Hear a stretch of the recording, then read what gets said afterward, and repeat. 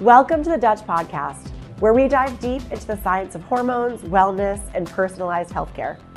I'm Dr. Jacqueline Smeaton, Chief Medical Officer at Dutch.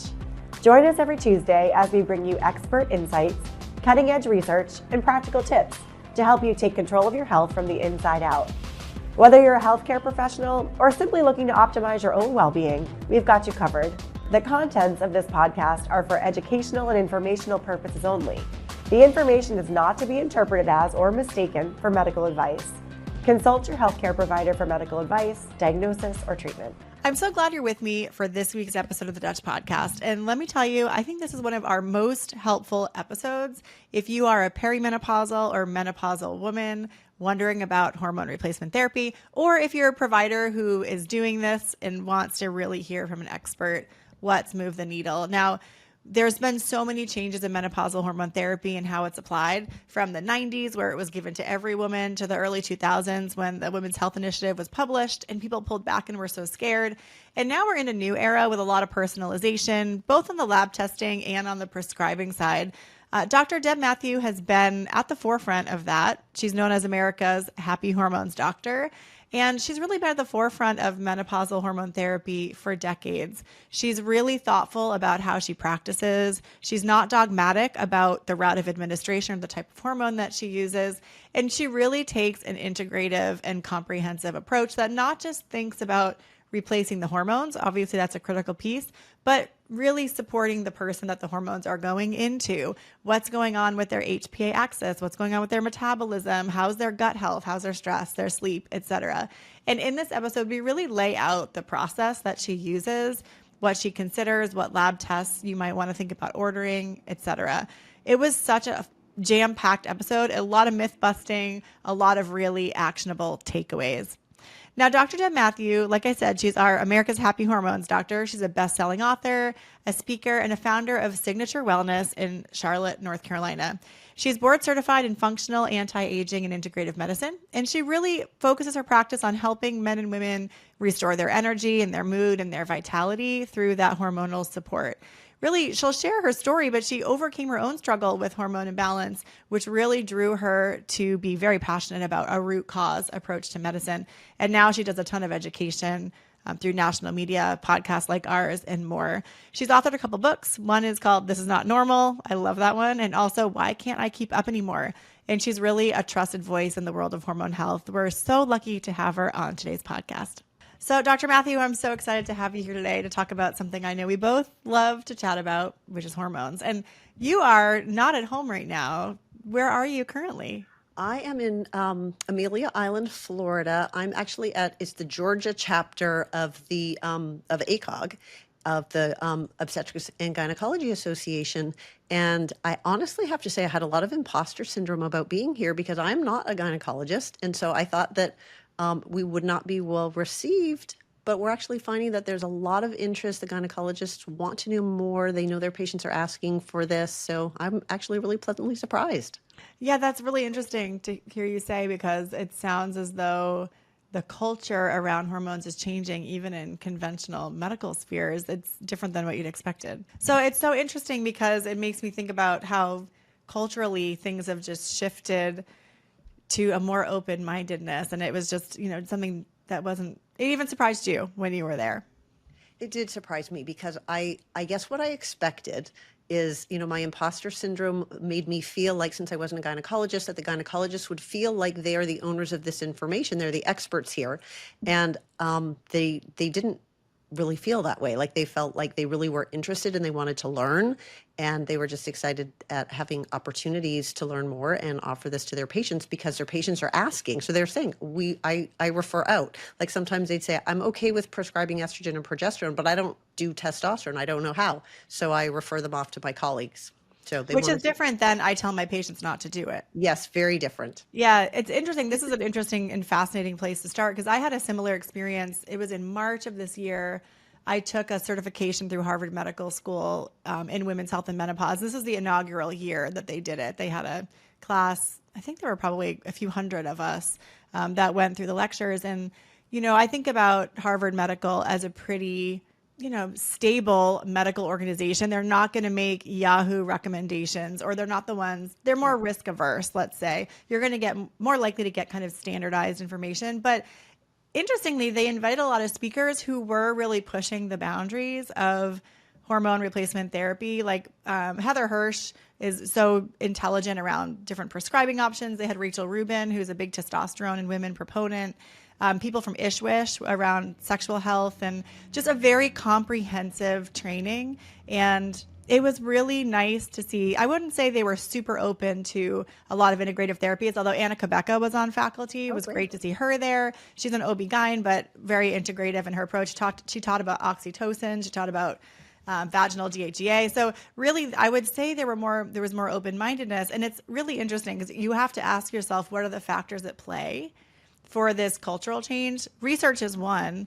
I also think about like maybe aging out of gynecologists who are now retiring, who were like in their prime practice in the early 2000s with WHI, and a lot of gynecologists who are aging into perimenopause and menopause themselves, maybe, and also looking for options. Maybe even also a lot of women in medicine, because Yes. generations, like my generation, I went to medical school in the 90s, so before, the WHI, but, they're generations before us, there used to be a lot of women. And so maybe that's another part of it, is the gynecologists themselves are experiencing this. I think you're totally right. It's really an interesting switch happening in that field. And absolutely, it was a predominantly male, all of medicine was, but even gynecology and obstetrics, which is so interesting. And you look at, you've probably seen memes and stuff online where it's like, imagine if a man had the following list of symptoms, and they show a couple of perimenopausal or menopausal symptoms. That's like, we'd have a solution right away. So it's nice to think about. It's great to see women in leadership and kind of making these changes and just this kind of cultural shift. Yeah. So what a nice place to start today. And you're really in the soup right now of hormone replacement therapy at ACOG, which is great. So I want to talk a lot about hormones today, but before we dive into that, I always like to start by giving you the chance to share your story a little bit with our listeners, because as a doctor who has moved into integrative and functional medicine, there's a story behind that. We've got to know the story. Yeah.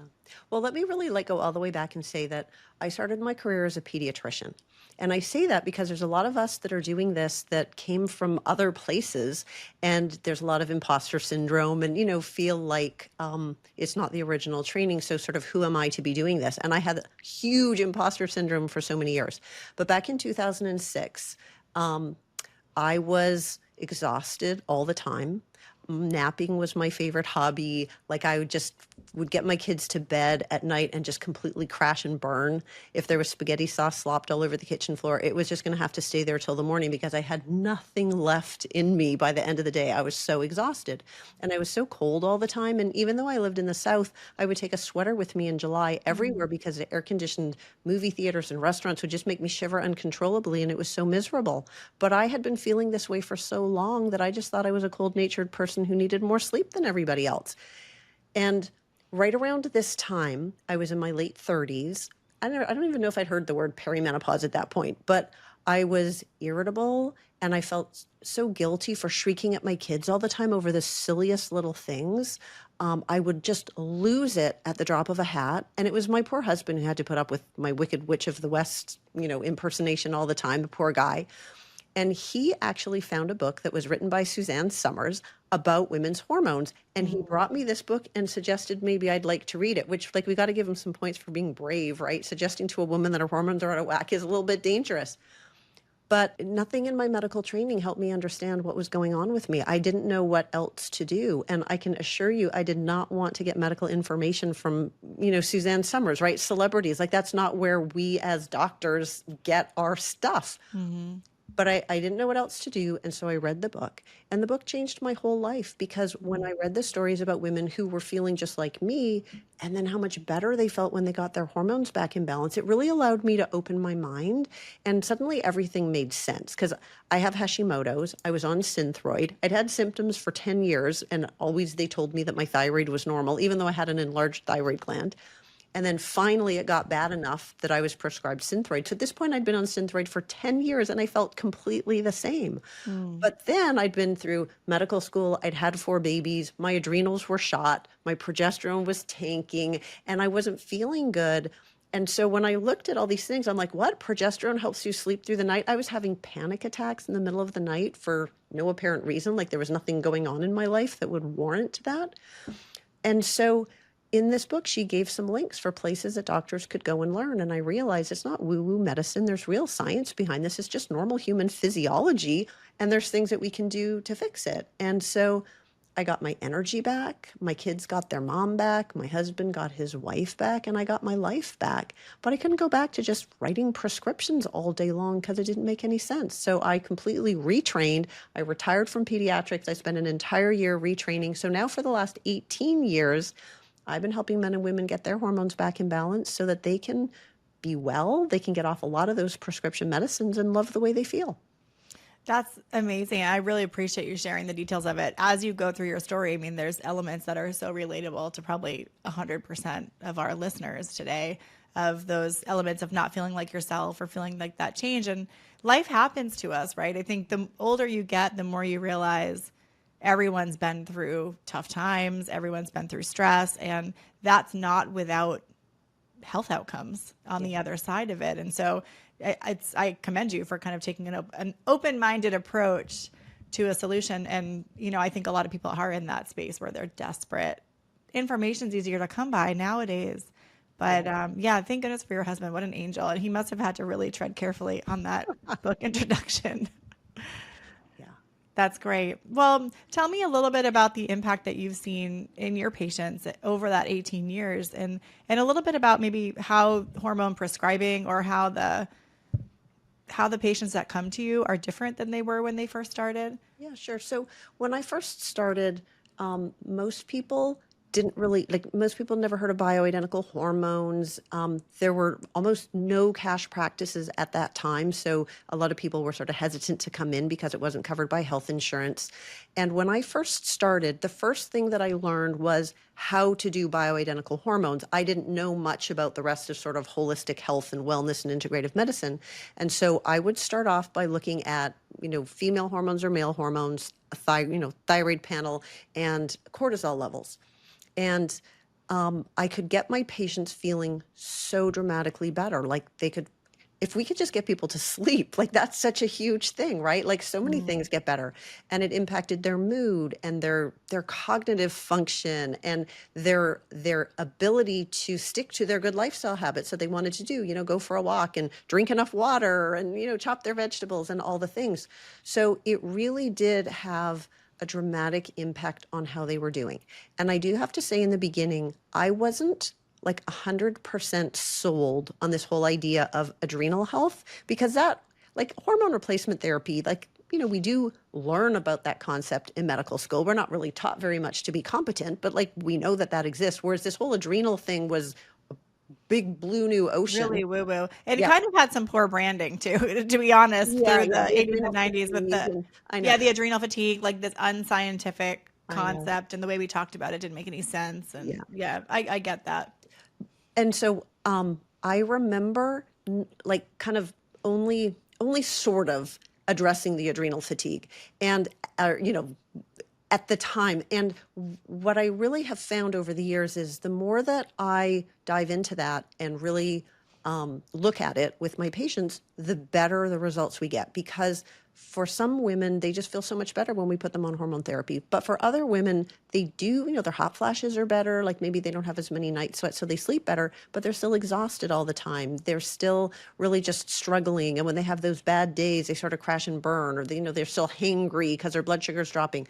And when I learned better skills at managing adrenal function, it really did make a difference with our patient outcome. So I am really a strong proponent that if you are going to be somebody who says that you are a hormone practitioner, that you help, your patients with bioidentical hormones, or if you're sort of going to identify yourself to your patients as you're somebody who can help them with your hormones, I have a really strong bias that has to include adrenal function too, and not just hormone replacement therapy, because I've really seen such a big difference. I really love that you bring that up. It's such a nice place to start, because a couple of things. One, I think the science is really clear around the impact of heightened stress response on not just the reproductive system, but every system of the body. There's a great book, I recommend this so often, called Why Zebras Don't Get Ulcers by Robert Sapolsky. It's old, but it's still such a great read. And the science has come so far since that was published. But he goes chapter by chapter, organ system by organ system, to talk about, and it's completely evidence-based, what we know about high epinephrine, norepinephrine, and cortisol on downstream systems. And the reproductive tract, what's interesting is not only does it affect hypothalamic and pituitary signaling, but it actually affects target organs like receptor function, protein synthesis within the testes, within the ovaries. And so one is we know that it's so critical to keep that communication system like functioning healthily. But the other thing that I think about is how postmenopausally women shift, like your estrogen comes from the ovaries premenopausally, and then afterward it comes from conversion from DHEA predominantly, which is an adrenal hormone. So when you think about women who have a hard time transitioning through menopause, I always ask, could it be because the adrenal health is not as great? The signaling within the HPA axis is faulty. They're not making DHEA as effectively on demand or going through the right metabolism with that hormone. I don't know. Do you probably think similarly? Yeah. And even if I just think of my own story, like back in the time when I was feeling really crappy, I'd been through medical school residency, had 4 babies, hadn't slept through the night, and, probably a decade at that point. So clearly my adrenals were way out of whack. And I was on this Synthroid, but when you have a problem with cortisol, you don't convert T4 to T3 well. So the Synthroid wasn't working for me. And then when you're stressed and your adrenals are high, it shuts down progesterone, right? Your body in its infinite wisdom knows that you're under stress. It's not time to procreate. So kind of shuts down progesterone. So now I have more irritability, anxiety, whatever. All the cortisol itself can cause irritability and anxiety. I'm on birth control pills because, I'm a regular doctor at that point. So that diminishes testosterone on top of the effects of cortisol shutting down testosterone. And so sort of the root of all evil of all the things that were going on was really my stress. And so if my life had been different and if I had been in a completely different environment, I may not have found myself in the hormone turmoil that I was in my late 30s. Maybe it wouldn't have happened to me till I was in my late 40s, as my ovaries really did shut down. But it was just such a big piece of the puzzle. Yeah. Now, I'm curious about when you first started in practice, did people seek you out for hormone support, or did they seek you out because they felt crappy and they didn't know that hormones were the solution for them? And how has that changed to today? I imagine now today you're like, no, you don't need the hormones. It's like almost flip-flopped. Yeah. Well, when I first started, one of the very first things that I learned about business was I listened to some lecture at a conference I was at of somebody basically saying, you should set yourself up as an expert in something. And that's been such great advice that's helped me over the years. So I sort of declared that I was an expert in hormones. And I've stuck to that over the years. So now I do full functional medicine, right? Gut health and detox, all the things. And hormones is just a piece of what we do. But I still put myself out into the world as somebody that's sort of an expert in hormones. So the people who came to me were people who came because they thought they had a hormone problem. They're hoping, right? They're hoping that Please just tell me if something's wrong, right? Yeah, figure out which hormone is the problem. Give me that hormone and fix me. But so back in the day, they would show up because they didn't feel good. They'd heard Oprah, they'd heard something about hormones. They looked it up. We're one of the only people in town, and they would come in and we would, do a hormone test, give them some lifestyle changes, some supplements, prescribe hormones. And they would feel mostly better, although we weren't able to help everybody. Over the years, though, what's happened is I've learned so much more. I've been going so far beyond just prescribing hormones and all the factors that interplay into how toxins mess up our hormones, how our hormones are being metabolized, because it's not just what your hormone level is, it's what is your body doing with the hormone that's really important. So we've gone so much deeper, and I get a mix of people coming. Still, generally, the reason that people are searching for something is they generally don't feel good. I don't feel like myself is literally the number one thing that I say. And I see a lot of people that they're not sick. They don't have, sometimes we have people that come in that have mold toxicity and Lyme, things that they're technically they would categorize as sick. But most people, they're not sick. They just aren't living a full life. They don't have their spark. They've lost their joy. They don't feel good. They can't sleep, etc. And they're either very educated, they've read the books, they're listening to these kinds of podcasts, like they've learned all sorts of things, and now they need, they've probably already done some lifestyle things on their own, but they need some guidance on where to go from here. Or people that are kind of at the beginning of the journey where they don't really know. They've learned somehow that there's another potential way to help themselves, but they're just at the beginning of the path of figuring out what to do. Now, I want to talk a little bit about some of the nuts and bolts of hormone therapy. And of course, there's so many different products on the market that are FDA approved, and then we have compounded as well. Can you start by just describing maybe what's the difference between like bioidentical or body identical versus synthetic? Yeah. And I'm not sure why this has to be controversial either. So Right. bioidentical and body identical both just mean that the hormone is the exact same as the hormone that's in our body. And to me, that's just logical. If we're going to replace a hormone, let's replace the hormone. If we're going to eat a tomato, we want a tomato. We don't want a synthetic thing that's almost exactly the same as a tomato, but not quite. So there are synthetically made hormones that are bioidentical, like levothyroxine, for example, is both synthetically made, but it is an exact match for the T4 that our thyroid makes. So technically it's bioidentical. So sometimes it's confusing when we say natural, because Premarin is natural because it came from a horse. So we get caught up in these words. And I feel like natural, synthetic, like really what we want is we just want whatever your body actually made. We want the exact same thing. And so bioidentical is the word, or body identical. It's just the identical hormone. Are there times where you might choose a non-bioidentical hormone? Personally, I don't use non-bioidentical hormones. I know that sometimes in gynecology, like if somebody has a lot of problems with like really severe endometriosis, I've had patients who've had endometriosis like in their lungs where they cough up blood, like, really serious health conditions where they need some kind of a stronger synthetic progestin to really calm that down. And we already tried with the bioidenticals, we weren't able to do it. So there can be a time and a place. Obviously with our bioidentical hormones, they don't really function as birth control because we're enhancing the hormones, not shutting them down. So, it's not that they never ever could be, but if what we're trying to do is just optimize health and wellness, I don't use them. Great. Now you actually bring up a point about oral contraceptives where I think, and this is another common misconception I hear, so I want to hear you kind of myth bust, but a lot of people in their 20s, 30s, 40s had no issue, and gynecologists had no issue with prescribing oral contraceptives, but a lot of hesitation due to perceived risk for postmenopausal hormone therapy. Can you talk a little bit about the relative amount of hormone in those products and like why was there so much concern around menopausal hormone therapy? Okay. So birth control pills are synthetic estrogen with synthetic progestins at relatively high doses. And they work by shutting down our natural hormones. So therefore we're not cycling, we're cycling, but we're not ovulating. It's not really a cycle, it's a withdrawal bleed. When we were using the synthetic form of hormone replacement therapy, it was basically something similar, but at a much lower dose. So it doesn't really quite make sense that we were scared of it. But actually, I went to medical school in the 90s. And in the early 90s, when I was in medical school, we were taught that hormone replacement therapy was the greatest thing since sliced bread. We wanted all of our patients on hormone therapy, and the patients didn't always like it because we were giving everybody the same dose. So sometimes it wasn't enough, sometimes they couldn't tell much difference, sometimes it was too much and they felt really crappy, and sometimes it felt great and they wanted to take it with them right to their casket because, they could tell that it was such a big difference. But we thought it was the greatest thing since sliced bread. It was going to protect your heart, your brain, and your bones. We wanted every menopausal woman basically to be on it.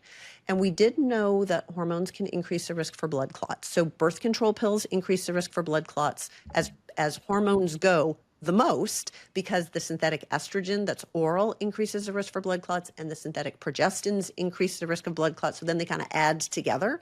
And when you're, 19, your risk of a blood clot's pretty low. So we don't really worry a ton. But, by the time you're 49, that risk is starting to go up. And so if you don't need the birth control pills for birth control, and we're just doing it because you have heavy periods or whatever, like there's just other ways to do it that don't carry the increase in the risk for a blood clot. It's just unnecessary. And then what turned everything on its head was the WHI, the Women's Health Initiative trial back in 2002 that basically said, uh-oh, hormones cause breast cancer.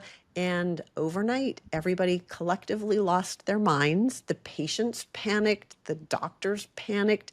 And the first thing that we do at medical school, like literally the very first day, is we take the Hippocratic Oath that says, first, do no harm.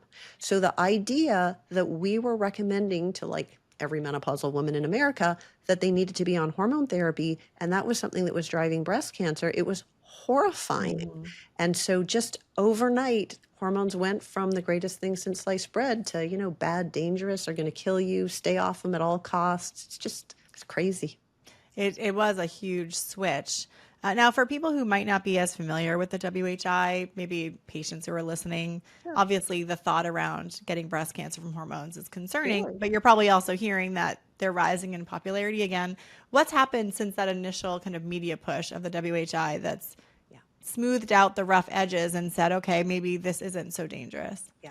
So we've gone back over the years and reanalyzed the original study, first of all. And what we see is even in the original study, the women in that study who were given just an estrogen pill, so just estrogen by itself, not only did they not have an increase in the risk for breast cancer, they actually had a 23% decrease in the risk for breast cancer. There was a 46% reduction in heart disease. There was less hip fractures. There was less osteoporosis. There was less colon cancer. There was less lung cancer. Really, there were significant benefits being on the estrogen compared with not being on estrogen.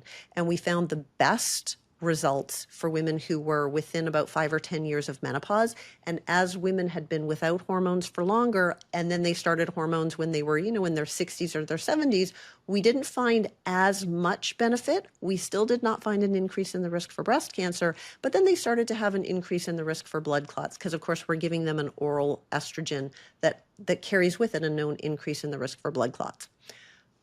The real problem was that in the other arm of the study, these are women who got estrogen along with a synthetic form of progestin. So it wasn't real progesterone, it was the synthetic version. And in that arm of the study, there was a teeny tiny increase in the risk for breast cancer. So for women who were on no hormone therapy, the risk was about 4 in 1,000. And if we gave them this combo pill, the risk was 5 in 1,000. And we're rounding up. It was actually a little bit less than that. But so 1 extra in 1,000, that's not even 1%. That's considered very rare. Yes. And that difference could have been due to chance. It didn't even quite meet statistical significance. There's literally nothing else in medicine where we take one study that did not meet statistical significance and change our entire policy. Nowhere in medicine would we ever do that. But in this case, the whole policy changed. An entire generation of women were told they shouldn't be on hormones. For the last 20 years, doctors weren't taught how to manage menopause. We were taught to be afraid of hormones, and women are suffering. Now we have a whole generation of women with osteoporosis and dementia. They're frail. They're, they are having heart disease. It's really a shame. So since then, more and more studies are now starting to be done on the bioidentical form of the hormones, on the body identical form. So when we use estradiol, which is the estrogen our body makes, when we use progesterone, which is what our body makes, what we're finding in the studies is more and more positives. We're finding more and more benefits. We're not seeing breast cancer. We're not seeing the same kind of blood clot risks. We know that if we use estrogen through the skin, it doesn't increase the risk for blood clots. And even if we're using estrogen in a pill, if it's estradiol, the risk for blood clots is not the same thing as when we were using our synthetic versions. So now, because more and more research, before all the research used to be done on the old synthetic pills, and so we just reinforced the same findings over and over again. But since now we're doing it on the more natural, the bioidentical form of the hormones, we're finding more and more benefits. And since the science is coming out showing the benefits, now the tide is changing. One really important study that came out was a study that was done on 1 million, was it 1 million or 10 million? I don't even remember now, but an enormous study of women on Medicare. So that means they were 65 and older. They were still on hormones because, that was another myth that you have to stop the hormones because you hit your birthday of 60 or 65. So these are women over 65 still on hormones. And again, it found lots of health benefits from staying on the hormones. And that's an enormous study. Those kinds of numbers just can't, usually be done. So we're having more and more benefits. It's changing the tide. Thank goodness, finally, women are more likely to be open to being on hormones. Like they're hearing things like this, they're learning, they're no longer as scared. So now they're looking for providers to help them, and their doctors don't know how to help them because we never got taught. Yeah, I was in that group. I mean, I was in medical school when WHI was published. So I was taught either don't do it or lowest dose, shortest amount of time possible, and had to really relearn after graduation. We'll be right back with more. If you're already running Dutch tests in your practice or thinking about it, there's never been a better time to become an official Dutch provider. Why? Because we go beyond lab testing. Our provider community gets exclusive access to clinical education, in-depth report interpretation training, monthly case reviews, and one-on-one clinical support. Whether you're just getting started or looking to sharpen your functional hormone expertise, we give you the tools to grow. Join thousands of providers already making a difference. Visit DutchTest.com today. We're back with the Dutch Podcast. So, I mean, I think we've moved now into this era of personalization, which is really exciting. And I want to talk with you a little bit about your perspective about that, and then how you implement that in practice that might be different from, walking into your OB-GYN's office and getting a, very brief visit to get on hormone therapy. First, with the question around personalization, you'd mentioned that kind of in the early days of hormone therapy, there was just kind of a standardized dose that you would utilize, and it worked really great for some women and was too much or too little for others. Where are we at now with like the options that are available? Yeah, so now we have lots of options, which is really nice. We've got lots of options for testing hormones. We have lots of options for, forms of administering hormones. We're having more and more bioidentical or body identical hormones that are FDA approved. We still can get lots of options from the compounding pharmacies. So it's really nice that we have a lot of choices. I think that one of the main things that's different about how I do it now in terms of personalization is when somebody comes in to see me, I'm not only thinking about their hormones, because I want to think about the body that the hormones are going in. We want to put the hormones in the healthiest body that we can because we want all the benefits. We don't want the risks and the side effects. So I want to know about their gut health, because if they have a problem with their gut microbiome, that's going to impact how their body clears hormones, how their body metabolizes hormones. It's also going to impact how well they can digest and absorb vitamins and minerals in their food, which are important for either producing the hormones or metabolizing the hormones. Most of the immune system is in the gut. So if their gut's unhealthy and their immune system is activated, that triggers cortisol production, and cortisol interferes with how a lot of the hormones work. So I want to think about their gut health. I want to think about how their body is able to detoxify. So genetically, there are certain genes that impact how our body detoxifies from toxins in the environment, and also how our body processes hormones. There are lots of things that we can do to help that process, to minimize exposure to some of the toxins without, we don't have to go completely crazy, but there are some really simple things that we can all do to at least decrease our body burden of toxins, and then things that we can do in order to help our liver to be able to process some of these toxins away so that our hormones can do what they need to do. And then lifestyle habits are so huge, because if we're just living in a stew of stress all the time, there's just only so much that our body can deal with.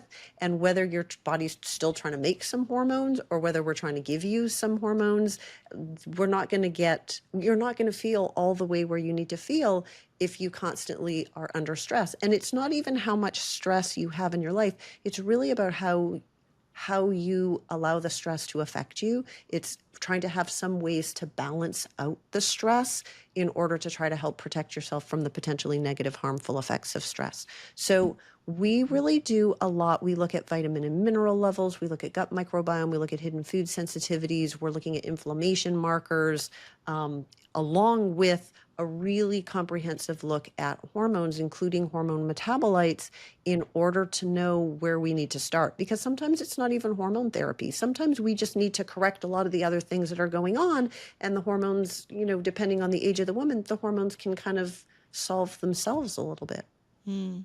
Yeah, I love that kind of more comprehensive approach because there is a readiness, that can help you optimize how someone will respond to hormones by helping them kind of achieve the best state of readiness, that they're exercising, that they're eating well, that they're getting enough sleep, that stress is in check. It's great.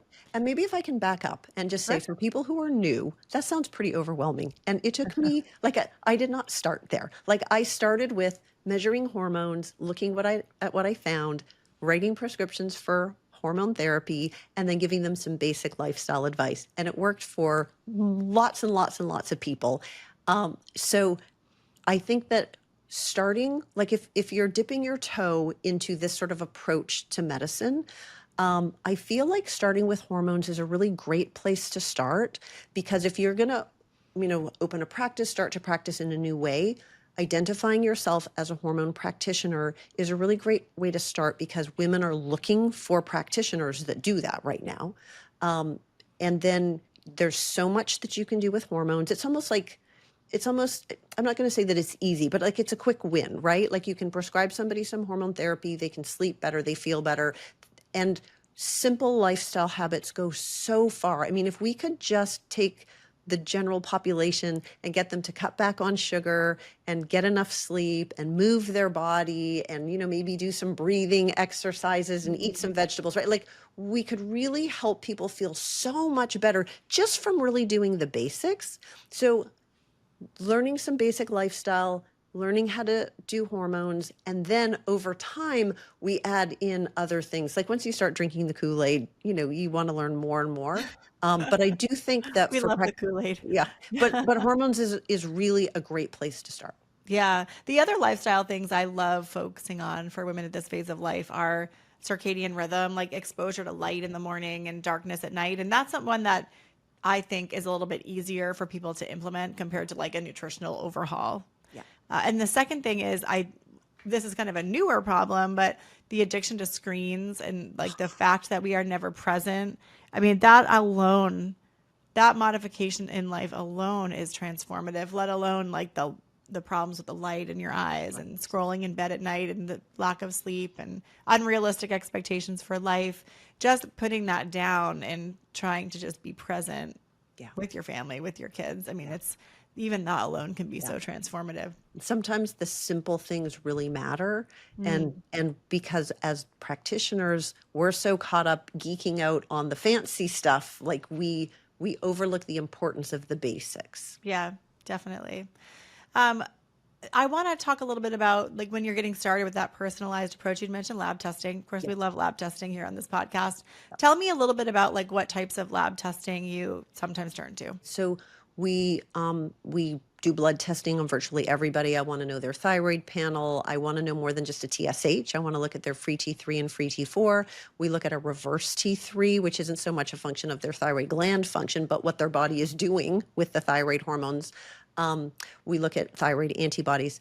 We're looking at things like vitamin D and some basic nutrients. Ferritin is a marker for iron, and B12 levels. We look at a homocysteine, which helps us to get an idea, are they methylating well, which is you have to methylate estrogen in order to clear it from your system. We're looking at lipid panels and C-reactive protein as a marker for inflammation. I'm sure there's a lot more that I'm not thinking of, blood sugar markers, right? Fasting insulin, A1C. Right. So a really nice comprehensive lab panel. Depending on the patient is how I decide how I'm going to measure their hormone levels. So if I have a woman who is, say, 45 and she's having heavy periods and PMS, or maybe she has fibroids or fibrocystic breasts, there are clues in her history that I think that she's probably estrogen dominant, that her body may not be processing estrogen really in a favorable way, then I really like to do Dutch testing, so the dried urine testing, because it's not just the level of the hormones, but it's how the body is processing the hormones. So we can look at the different estrogen pathways in order to see whether she's effectively clearing the estrogen. And then it guides us to what kinds of things can we be doing in order to help, because it may not be that she needs more hormones. It may just be that she needs to help clear the estrogen more effectively. On the other hand, if somebody is, say, 60 years old and they haven't had a period for 10 years and they've got all the symptoms of low estrogen, then I know that their estrogen level is, almost certainly going to be low. And when estrogen levels are really low and we're trying to look at those estrogen metabolism pathways, it's harder to distinguish with accuracy how their body is processing the little teeny tiny drop of estrogen that's in their system. So in that case, I might just start with blood work just to confirm that what I think, that the hormone levels are low for the estrogen. And then once I've got them on hormone therapy, then do the metabolism testing in order to understand how their body is processing and make sure it's going the right way. That's just a really great point. I'm not sure we've talked about that on the podcast before, but one of the things, and I'll just kind of put a plug in for Dutch here because it's something that our owner, Mark, cares so much about. We do mass spec, like it's LCMS in the lab, and there a lot of hormone assays are immunoassays or EIA or ELISA measurements.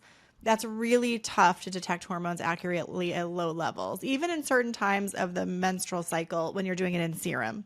We know that LCMS is better for serum too. So I'd like to call that out because a lot of practitioners don't know that. You can select LCMS versus EIA when you're ordering serum estradiol, for example. But you're totally right that when you get into postmenopausal females and levels are lower, if estrogens are low, they're tougher to measure with accuracy.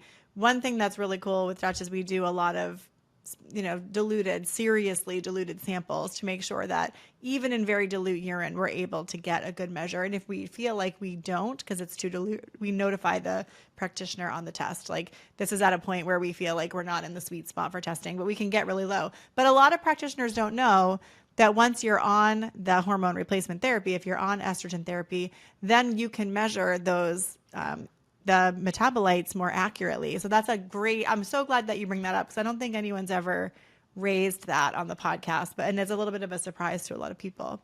Yeah, because we want to know, but maybe it doesn't have to be the first test we do. Maybe it could be the second test that we do. Yeah. And then I always want to look at cortisol levels, and cortisol levels in blood work just don't do it, because what we're really looking at is not so much is their cortisol high or is their cortisol low. What we're looking at is the diurnal rhythm of the cortisol production, because it's supposed to have, it's supposed to go up in the morning. That's our cortisol awakening response, so that our eyes pop open and we leap from the bed ready to start our day.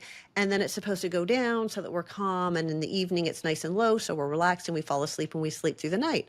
But for so many people, that's not how it goes. And it's not necessarily that it's low all the time or that it's high all the time if they're, stressed out. Sometimes what happens is they don't have a good cortisol awakening response. It stays low in the morning, so they're exhausted. It's so hard to get out of bed. They got to press sleep 3 times. They need caffeine to function.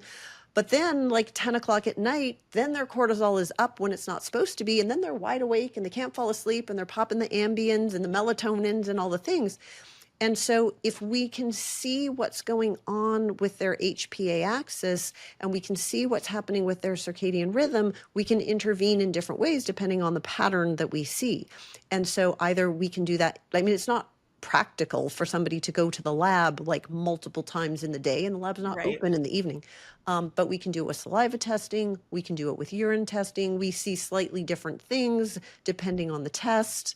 But it's so much more information. And it's actually relatively common that I'll see somebody who has lots of symptoms that make me think, oh my gosh, this person has HPA axis dysfunction. But maybe somebody ran an 8 a.m. cortisol and it's normal. But then if we do, a diurnal test where we're measuring multiple times in a 24-hour period, we can see that their curve is completely out of whack. And it's just such an important piece of the puzzle. Yeah, it really is. We are actually trying to look through our data now because we have, of course, tens of thousands of samples to take a look also at the cortisol awakening response, which is what happens in the first 30 minutes from the moment you wake up to 30 minutes later, because you should get a nice spike in cortisol. It's well documented in literature. to see whether the car, like what percentage of the time is the car dysfunctional where even the diurnal curve looks okay. So we're trying to take a look at that to see, how essential is that car piece of it as well. But there are so many different measures, like you said, that it's really easy to do in saliva or urine, certainly easier than going to the lab 4 times in a day for a blood draw. Yeah. And sometimes understanding how to treat it can be a little bit tricky, but there's sort of some basic things that, like, if you're a beginner, giving them some concrete things that they can do to deal with stress. There are some supplements that sort of can be generally adaptogenic herbs. You almost can't really go wrong. Like, generally speaking, can be really helpful for people. But what I really find interesting is it's very validating. Like, if we show somebody on a piece of paper, sometimes, like, I'm trying to explain all the nuances of the curve and using words like, cortisol awakening response and metabolized cortisol, all this kind of stuff. And at the end of the day, like, we can just boil it down to, listen, your adrenals are out of whack. Here's what I need you to do. But it's validating. Oh, my adrenals are like, and a lot of times it's the chicken and the egg, right? Like, are their adrenals out of whack because they've got toxins, they're, not sleeping, the things that cause their adrenals to be, their HPA axis to be out of whack, because it's not really their adrenal glands, it's the signaling system that's out of whack. Yeah, the HPA axis. But if we sometimes if I can just say, listen, your system is out of whack, they're so relieved to know that there's something wrong that validates why they're so tired, why they're like crashing in the afternoon, why they can't sleep. And so it's really interesting, even in a way that, like, when they look at their hormone levels, they sort of expected their hormone levels were, if you're menopausal or whatever. But that adrenal testing the HPA axis testing has been very validating to a lot of people. It can be a bit of an eye opener. I mean, I did mine when I've done it before, but like right before I started working with Dutch, but I did it again earlier this year. And I am like, a mom. We have 5 kids at home, my husband works, like very busy lifestyle. But I'm like, oh yeah, I'm handling it. No big deal. And then you take a look and I'm like, oh, whoa, okay, I guess maybe I need to hit a couple more yoga classes and meditate a little bit more or get more sleep at night. Like, it can be really eye-opening. And I think particularly on HPA axis testing, it's really can be a shocker for a lot of high functioning women because they think we can do it all. I'm one of those people too. I got this under control. You want me to take on another project? Pile it on. It's no big deal. And I think functionally we walk through life like anyone who's a physician, like you've been through it and you had kids when med school, like residency, all that stuff. You handled it. You got to where you are. And kind of took it in stride. So I think that you're right, that recognition of maybe your resilience, your tolerance of that level of stress, I really think that changes as you shift into perimenopause and postmenopause. Yeah. What you used to be able to do, you can't do anymore. And that's okay. You just need, or maybe you can, but you need to think about like the yin side of life as well to the yang and finding a way to get a little bit more balance. Yeah. And I think using that word resiliency too is really important because really that's what this is all about. Like, it's not that the stress system is broken, it's just not functioning as well as it needs to, and it impacts our resiliency. And so when people can see that on a piece of paper, I find that they're much more open to the idea of listening to me when I'm trying to recommend breathing or meditating or, the things that we really want them to do. Like, people are really open to, like, everybody knows they're supposed to eat right. Everybody knows they're supposed to exercise, but like doing some ohms or, like that just feels, it's not valued in our culture. It feels like a waste of time. Let's be honest. It feels like a waste of time. We're busy. We got stuff to do. I can't turn my brain off. My brain is busy. Right. But people like us kind of need that more than anybody else because we don't turn our brain off. That's right. And it can be hard for us to meditate. But it's a good tool to help women especially really understand, so that they'll be more open to listening to the recommendations. Yeah, I love that. We should do a whole episode just on how to actually, with lifestyle, manage stress better, because I think that's something we all could kind of learn different ways that we could connect to things that we'd be willing to do. Yeah, it's such powerful medicine. Like, if only we could just package it in a pill or give you a shot in your butt or something like that. That'd be awesome. It's much easier. Yeah, it needs to be like the next GLP one. It's like the CHL one, the chill one, right? The next, when we talk about personalization, so we've talked about testing and kind of all the additional info you need. And I love that whole person approach that you're describing. Another area that I think there's been a lot of development, but I'd love to hear you speak on, is personalization on prescribing. Now we have different forms of hormone. We have routes of administration. And I think a lot of people assume that if you want bioidentical, you need to go with compounded medications, but there's so many great insurance covered FDA approved medications. So can you talk a little bit about how personalization and like the options today affect women or give opportunity to women? Yeah, so there's so much so much more opportunity now than we had before. But you're right, compounded means that a compounding pharmacy, which is a specialty pharmacy, is going to personalize the prescription into a cream or a capsule or a lozenge that goes under your tongue or whatever form is prescribed. So they are literally personalizing the prescription. We can say we want estrogen and progesterone and testosterone. We can say we want a pinch of testosterone and a bigger dose of estrogen. Like the sky's the limit basically we can do any dose that we want. We can do almost any combination that we want in all sorts of different forms, which is lovely. But the problem is we cannot FDA pass those because testing works is every dose of Tylenol has to get FDA approved separately. So here we have infinite possibilities. We couldn't possibly FDA approve every single one of our infinite possibilities. But there are more and more bioidentical hormones or body identical hormones available that are FDA approved. There's patches, we have capsules, we have vaginal creams, we have choices. But because a lot of sort of mainstream doctors sort of misinterpreted bioidentical to mean compounded. And honestly, I still hear practitioners say that. Even the practitioners that practice this way, they talk about how you get bioidentical hormones from the compounding pharmacy. So just like we want to be clear about it's not your adrenals that are broken, it's the signaling, it's the HPA axis that's a problem. Bioidentical does not mean compounded. You can get bioidentical hormones from the compounding pharmacy, but you can also get them from the regular pharmacy where they're FDA approved. So it's not that unusual that I hear women say, I went to my doctor, I asked for bioidentical hormones, and they said, no, we don't do that. But then they gave her a prescription for an estradiol patch, which is bioidentical, and a progesterone capsule, which is bioidentical. And so the problem with the FDA approved products is that they only come in certain doses. So like for progesterone capsules, we have 100 or 200 milligrams, and they're immediate release, which means you swallow them at bedtime. They get quickly into your system, which is great. You sleep well overnight. I mean, women love them. But then when you wake up, it's kind of already out of your system.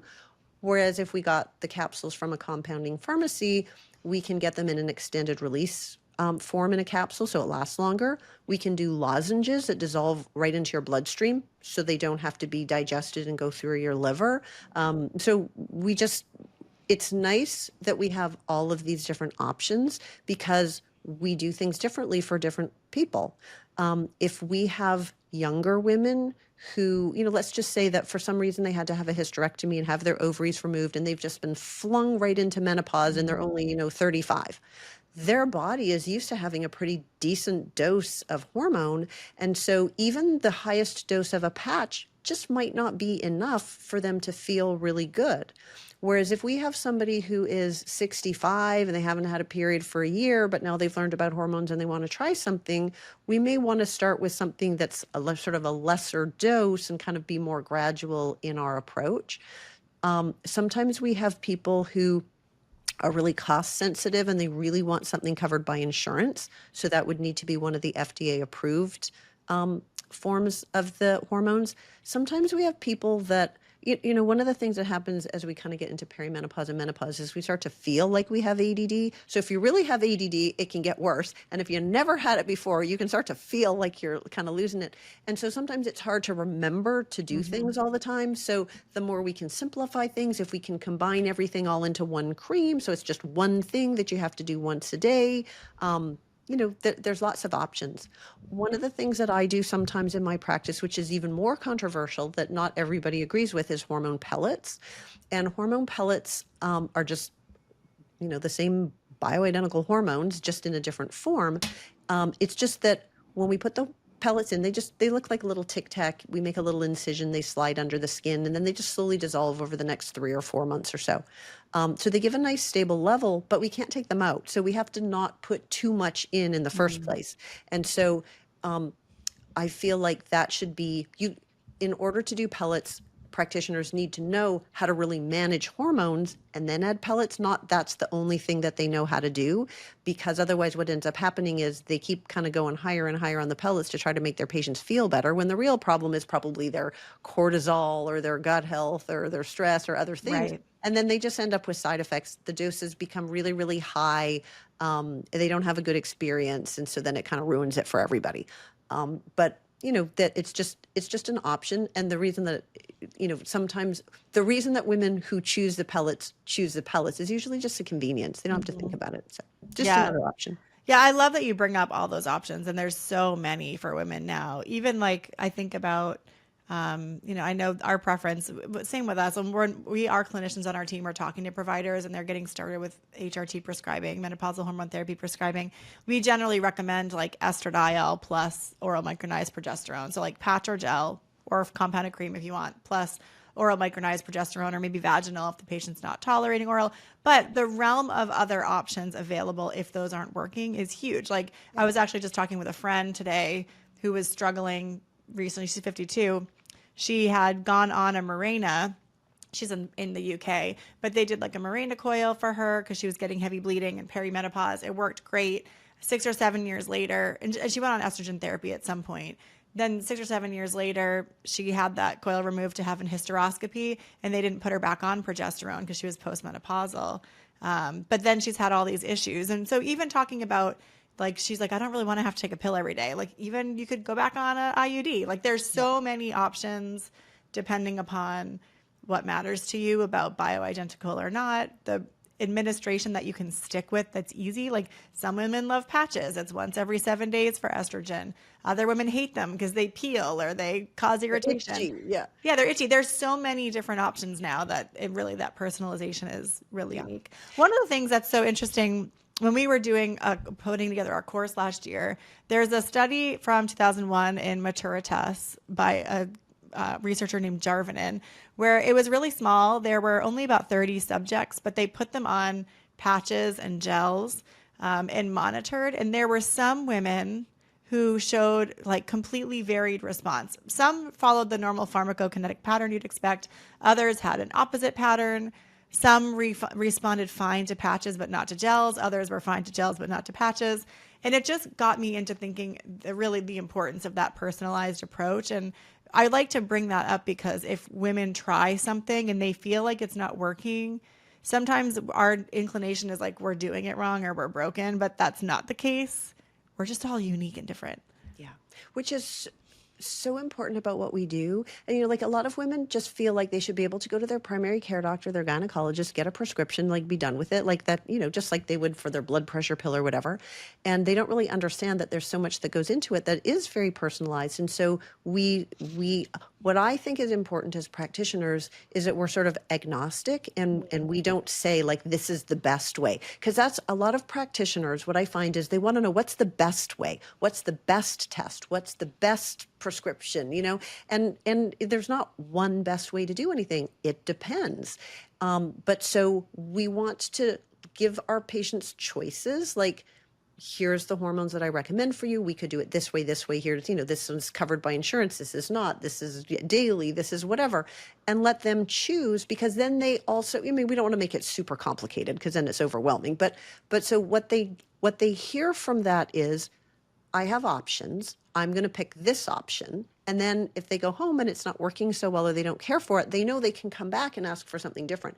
If they go in and their practitioner just says, okay, here's what you need to do. This is the best way to do it. Here's your prescription. Off you go. And then they get home and they don't really like it. Then they sort of feel like these hormone things aren't really working for me. I don't want to do it anymore. Or that doctor wasn't able to help me. I'm going to go find another doctor. So that conversation and giving, you don't have to give every option because that's overwhelming, but, kind of talking about how there's some choices and letting it be a partnership in helping them choose what they like. I think that's really, really important for patient loyalty, for protecting yourself, like for our medical legal defense, because if the patients feel like we're on their team and we're working with them in partnership to help them, then if things go south, if something goes wrong, they're much less likely to feel like we did this to them, That's particularly important earlier in the menopausal transition. Like if you're starting women on hormones, maybe when their cycles are changing or they're not 1 year out without a menstrual cycle, which is fine. That's the guidelines are kind of gray with when to start,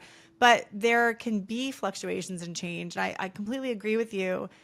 If you start on something and then it's not working anymore, it may not be a problem with that prescription. It's just that your body's shifting and how it's using hormones, and being in good collaboration and partnership with your provider is so important through that, because your provider might have made the right prescription at the time, but it just needs adjusting. Yeah. How often do you recommend follow-up with patients when they're on a menopausal hormone therapy? When we first start, we're checking in with them, if monthly for the first couple of months. We usually recheck levels about 3 months into it. And then if, we're making some adjustments, we might check again 3 months later. But once we've kind of got them on a dose where they feel pretty good, we're typically monitoring them every 6 months. And so so I would say we're monitoring them about every 6 months. At some point when they're postmenopausal, they've been on the same hormones forever and, nothing's really changing. And, then maybe we just see them once a year. That's great. Well, I've really loved our time together. We've covered a lot of nuts and bolts, but also a lot of really interesting nuances to hormone therapy and menopausal hormone therapy. So thank you so much, Dr. Matthew. One more question that I have for you is just when we take a look at this and we really zoom out beyond labs, beyond the variety of hormone therapy options available for women, what is it about hormones and working with hormones that you think makes it worth women pursuing this option?